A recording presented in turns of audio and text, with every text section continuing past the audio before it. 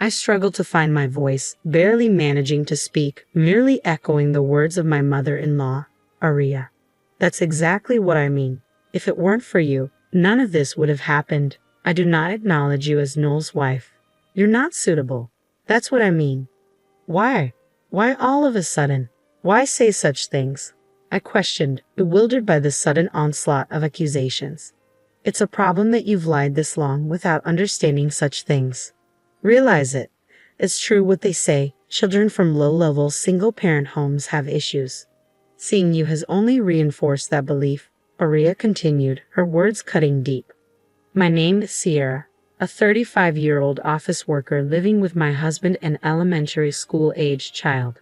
A family of 3. Since the beginning of my marriage, we've lived close to my husband Noel's family home. We maintained a good relationship while keeping a comfortable distance. The turning point in our relationship with father-in-law and Aria came a few years ago when father-in-law passed away after a long illness. Aria's grief at losing him was painfully evident. Considering Noel's commute, we planned to move, but seeing Aria's condition made leaving her alone worrisome. Noel and I discussed it many times. We decided to stay put until Aria's situation stabilized. That's when it started. Slowly but surely, Aria began to overstep our personal space. When father-in-law was alive, she never visited our home unnecessarily. She never came unannounced, not as far as I knew. But now, she suddenly started showing up without any notice. It began as a day or two, but recently she's at our house half the week. If only she gave prior notice, I could bear it. But entertaining Aria when she's so unpleasant is disheartening, especially since she only brings unpleasant conversations. Sierra, you're always home late, aren't you? Are you that busy with work? Are you taking proper care of Noel? Aria's words felt like barbs, each one piercing deeper. What exactly do you mean by proper care? I managed to interject. Just what I said. Are you serving nutritious meals and looking after his health? Aria's gaze pierced through me, demanding an answer. Noel is the pillar of our family, my precious son, I responded, trying to defend myself. Sierra, you're not just serving him frozen meals and hot deli food because you're short on time, are you? Aria's accusatory tone filled the room. I glanced at the freezer, feeling the weight of her judgment. Oh, well, not always, but sometimes yes. Not having time is just an excuse. Stop making excuses, Sierra. Show some responsibility as a homemaker in charge of your family's health. Aria lectured, her words like a relentless barrage. Aria, a longtime middle school teacher, always judged everything by her standards without considering others. Since a minor incident in middle school due to my family background, I've had a poor impression of teachers, including Aria. I couldn't say anything and just listen during her lectures, maybe seeming unreliable. But as Aria's behavior gradually changed, it became harder to bear. Before, she used to come unannounced to lecture or make snide remarks. But lately she started bringing homemade meals, always in such large quantities that our family couldn't finish in one go, mostly Noel's favorites. At first, I thanked her for her efforts. Encouraged by this, Aria began bringing food daily. Sierra, I understand you're busy, but can't you come home earlier? The meals I prepare get cold because I can't get them inside. I want Noel to eat them while they're hot, Aria would say, her tone dripping with expectation. I'm sorry. I do want to come home early, but it's just a busy period at work right now, I'd explain, feeling the weight of guilt on my shoulders. But you say that, yet isn't it just that you're not good at your job? I heard on TV recently that people who are good at their jobs manage to leave on time. On the contrary, those who aren't good stay late and work overtime. It's like they were talking about you, Sierra. Aren't you, in fact, not good at your job? Aria's words stung, each one a sharp reminder of my perceived shortcomings. No, that's not it. I think I do my job well enough. I try to defend myself, but Aria's disapproving gaze made me feel small. I'm only making and bringing these meals because you always serve hot deli food. Don't you understand that if you come home late because of work, it's all for nothing? Don't you feel even a bit sorry for receiving all these meals I've made? Aria's frustration was palpable, her words hanging in the air like an accusation. I never asked her to cook for us. Neither did Noel. Of course, I thanked her and accepted the meals, but it was all Aria imposing her goodwill. It was a nuisance, albeit one I was grateful for. Then one day, Aria said something that pushed me to my limit. See, you're never home. When I visited, I suggested a solution to avoid wasting the meals Aria prepared. I think it's better if I also have a key to your house. That way, I can drop off the food anytime. Plus, with things being unsafe these days, I can quickly come over if something happens. Just ask Noel to give me a spare key, okay? Hearing this, I realized I couldn't handle it alone anymore. I consulted Noel about Aria's request. Noel, I need to talk to you about your mom. I can't handle this by myself anymore. What happened? Aria visits our house daily, always without any notice. I do my best to accommodate her when I can, but I can't always be available. I have my own schedule too, I explained. Yeah, I get it. And now she wants a spare key to our house. It's hard enough as it is, but if she can enter when we're not home, that's unbearable. If we give her one, she might start coming over all the time. Just the thought is frightening. I'm sorry to speak this way about your mom. Seriously, Mom said that. I don't like the idea of her coming in with a spare key either, Noel responded sympathetically. Okay, I understand it might be hard for you to say so. I'll talk to her clearly about it, Noel promised. I was glad I talked to Noel. The next day while I was at work, Aria called. Sierra, what time will you be home today? What do you mean? Well, I made too much beef stew, Noel's favorite. I thought I'd bring it over. So what time will you be home? I see. In that case, I should be home a little after 7, so I'll definitely be there by 7:30. All right, I'll come around then, thanks. It might have been the first time Aria called before visiting. Noel must have talked to her already. I was impressed by how quickly things changed. But honestly, I didn't just want her to call before visits. I wanted her to stop visiting altogether. That was my true wish. But for now, I was genuinely happy she called in advance. Aria's visit frequency didn't change, but she started calling beforehand. That alone significantly reduced my stress. However, after a while, I noticed something odd. I started running into Aria more often when I was out. At first, it was just a coincidence. I initially brushed off the frequent encounters with Aria as mere coincidence, whether it was during our family shopping trips on weekends while buying toys with my child, or unexpectedly running into her at the station on weekday evenings. It all seemed too much to attribute to chance. Yet, oddly enough, these chance meetings never led to anything more than brief exchanges of greetings and explanations of what we were doing. Perhaps that's why, before I knew it, I had grown accustomed to this recurring situation. On one particular holiday, amidst these frequent encounters, we decided to tidy up the house in preparation for the delivery of a sofa set Noel had been eyeing for a while. Initially focused on cleaning the living room, where the new sofa would be placed, we found ourselves inadvertently getting carried away and tidying up the kitchen and bedroom as well. In a corner of the bedroom, we stumbled upon an inconspicuous outlet that seemed unlikely to ever be used.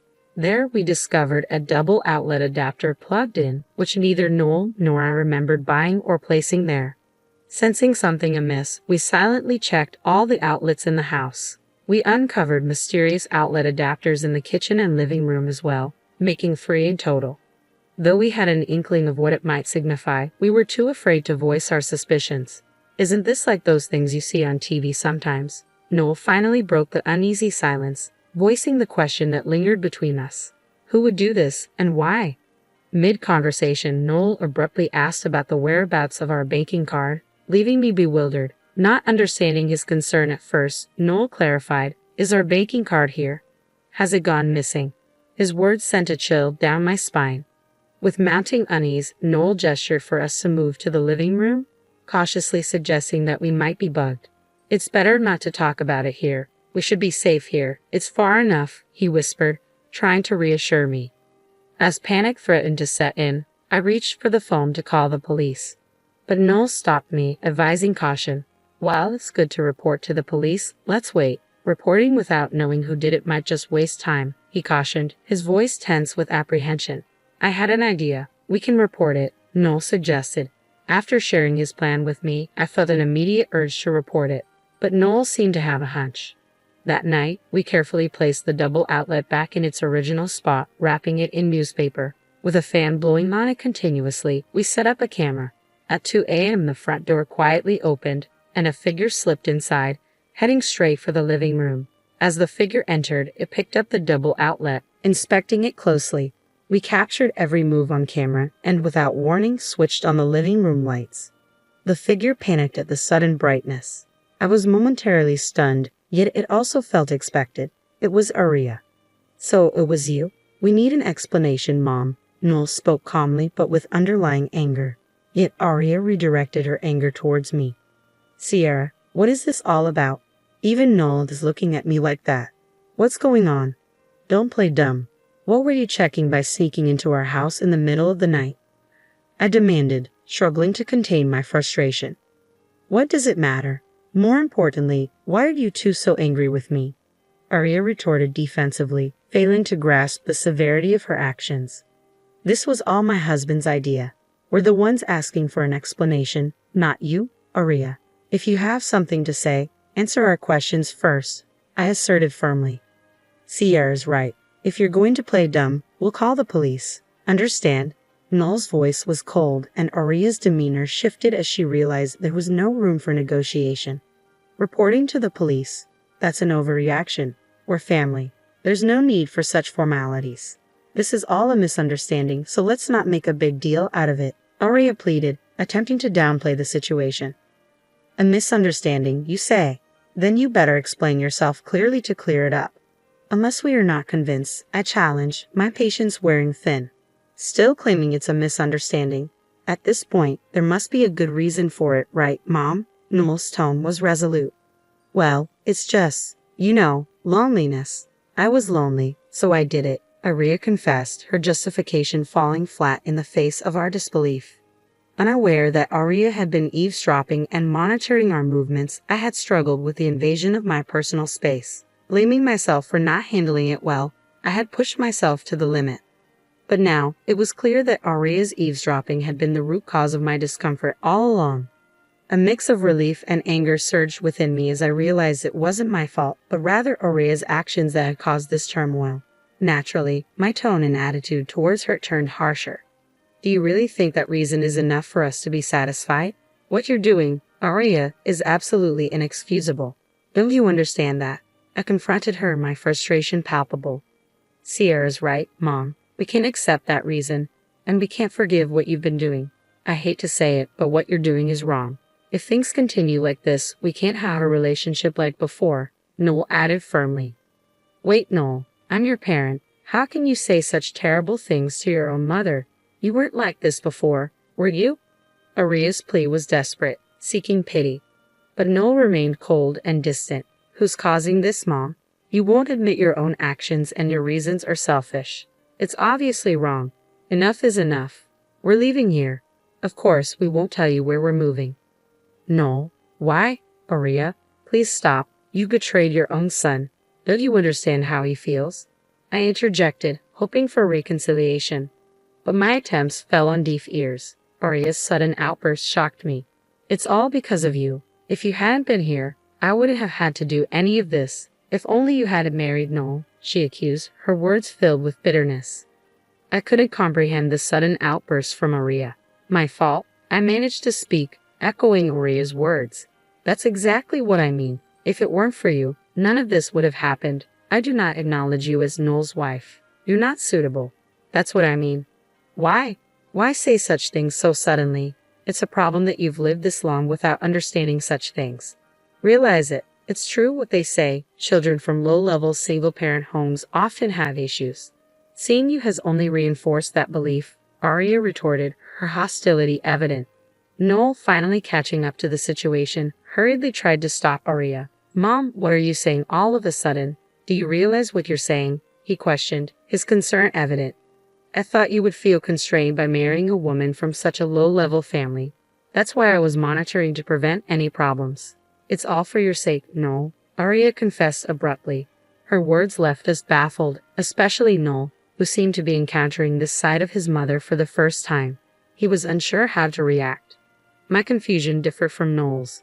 I was puzzled by Aria's choice of words directed at me. They felt oddly familiar. Eventually, a memory resurfaced, and I decided to confront Aria. Aria, I heard you were a middle school teacher.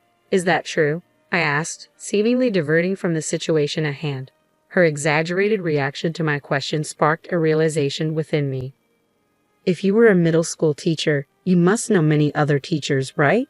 There's a teacher I can't forget. Is she perhaps an acquaintance of yours? I mentioned a name, and Aria's reaction confirmed my suspicions. She became visibly shaken and stuttered in response. Why that name? I prodded further, now certain of the connection. It seemed my former middle school homeroom teacher was a point of contention. I thought so. It's connected. Seeing Aria's reaction, I was certain my suspicions were correct. The name I had mentioned was that of my middle school homeroom teacher. I explained. From your reaction, Aria, it seems you know her. Actually, I was treated terribly by that teacher and got into some trouble. It seems like you've heard about it, haven't you? I continued, unraveling the connection between Aria's actions and my past. The trouble with my former teacher was related to my family background. My parents divorced when I was in elementary school. I was taken in by my mom. I was told by my mom that the divorce was due to a personality clash, not because they hated each other. In fact, even after the divorce, my father and I kept in touch regularly. We even had family dinners together several times. Both my parents worked, but they had different life rhythms. There were many mismatches, so they decided it was better to live separately for both of their sakes, even though they were divorced. I didn't really feel constrained by my upbringing. However, my former homeroom teacher saw it differently. She labeled me as a problem child simply because I came from a single-parent family.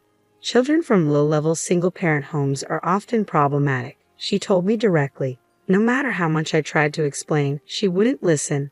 To make matters worse, she had a troublesome way of managing the class. She believed in uniting the class by targeting one student as the scapegoat. Unfortunately, I became that target because of my family background. I couldn't accept such reasoning and resisted desperately. However, as a middle schooler, resisting wasn't easy.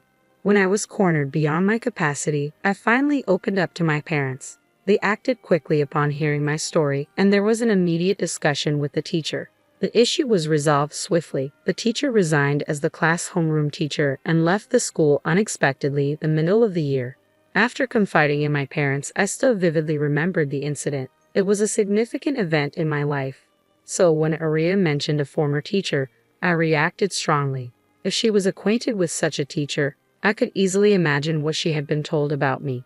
But that didn't evoke any sympathy for Aria. I understood too well what she thought of me. Now, it seems, Aria, you didn't hear the whole story from your acquaintance. If you had, you wouldn't have done such a thing. I confronted her. Aria's attitude changed completely, realizing the gravity of the situation. No one could imagine being bugged by someone whose relative is a lawyer. It's obvious how dangerous that would be, I warned her sternly. Aria, overwhelmed by Noel's declaration, could barely respond. His decision to cut ties with her was final. The next day, at Noel's insistence, we reported the eavesdropping to my father and the police. Surprisingly, the former teacher had no knowledge of Aria's actions. However, given that the teacher's remarks had led to the situation, we demanded she never speak of it again.